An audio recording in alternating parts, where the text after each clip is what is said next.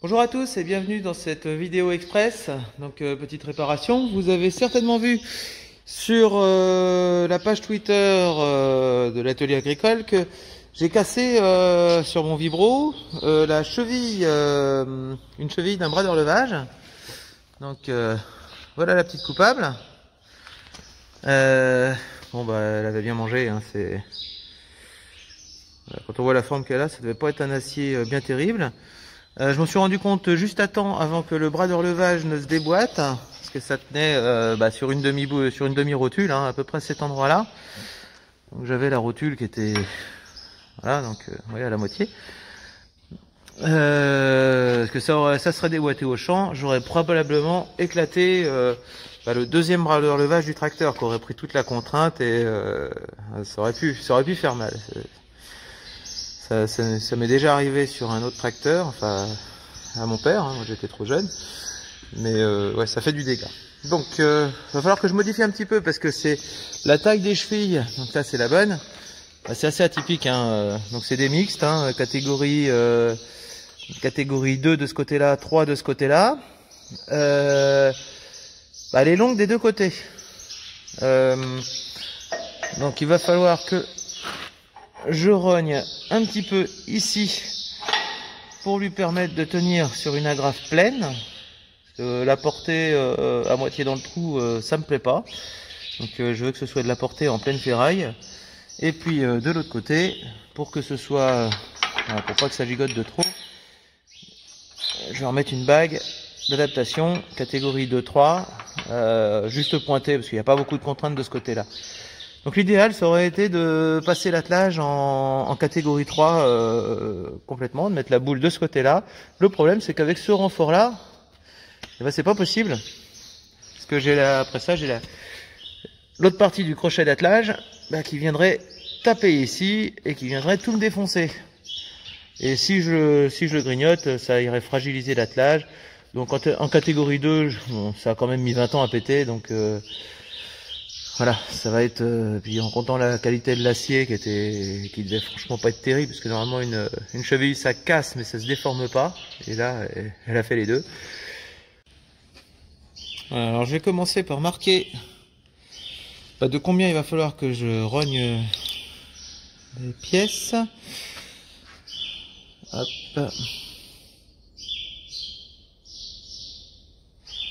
Voilà.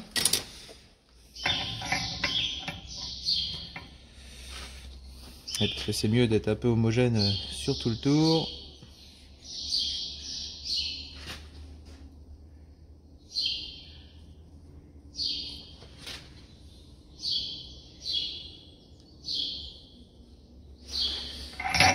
Voilà.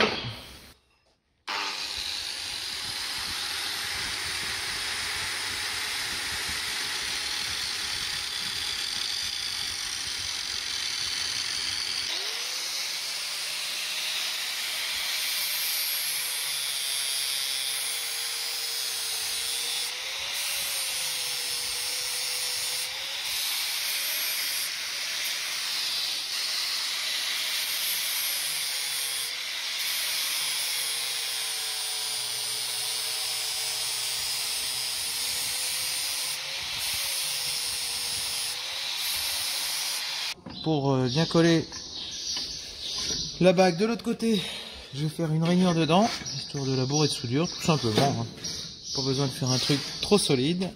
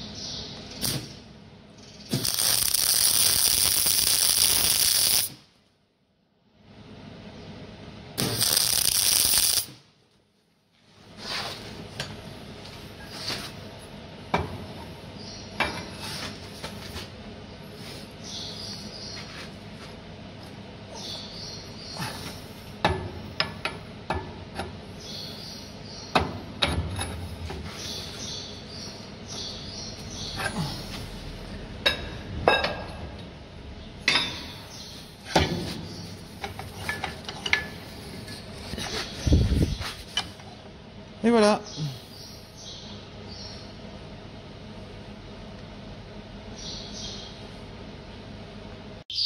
Voilà, les deux chevilles sont finies.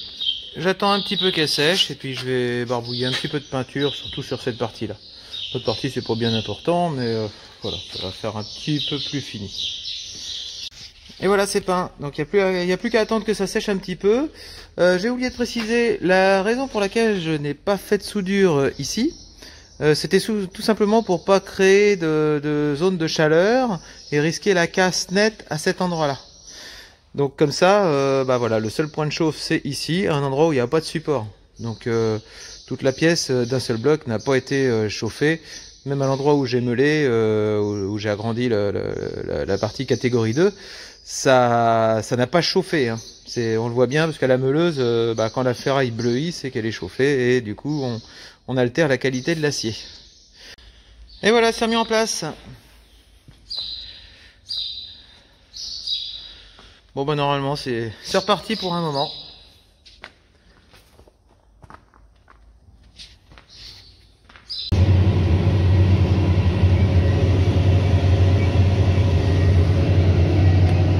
Voilà, donc ça fonctionne bien. J'ai pas mon vibro me suit encore. Je l'ai pas encore perdu dans le champ, donc c'est plutôt bon signe. Ça fait du bon boulot, toujours. Donc voilà, j'avais déjà commencé le champ la semaine dernière et puis j'avais roulé dans la foulée et comme j'avais mon attelage cassé, j'étais obligé de faire une pause. Voilà.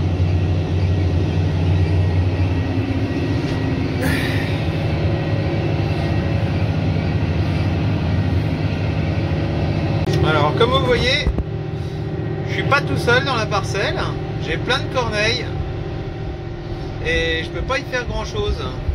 Parce que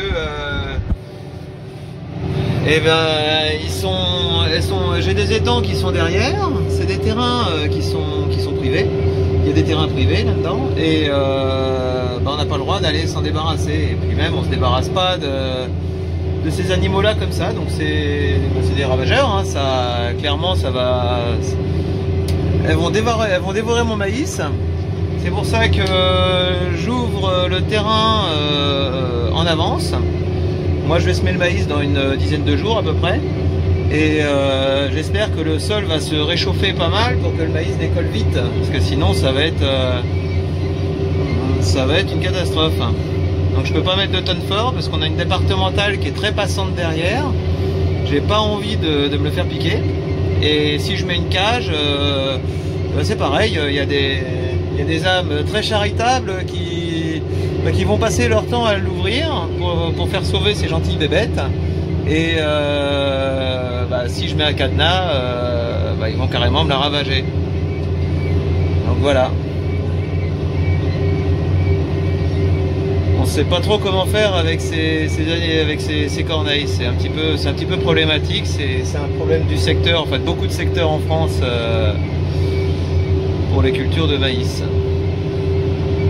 Allez, on a même un gros oiseau là dans le ciel.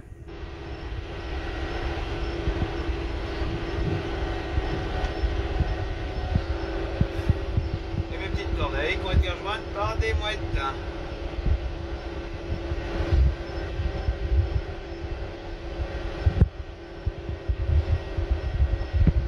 Voilà, alors merci d'avoir regardé cette vidéo. Donc voilà, c'était un petit bricolage qui montre un petit peu les galères du quotidien. Hein. C'est pas un bricolage bien méchant, mais bon, faut le faire. Ça fait partie des journées agricoles, les petites casses comme ça. Voilà. Donc je venais de terminer le montage d'une autre vidéo, mais finalement celle-ci a été très rapide à faire. Hein, je trouve que c'est plus dans l'air du temps. Donc voilà, je vous mets celle-là qui colle avec l'actualité du moment. Voilà, à bientôt pour de nouvelles vidéos et n'hésitez pas à vous abonner.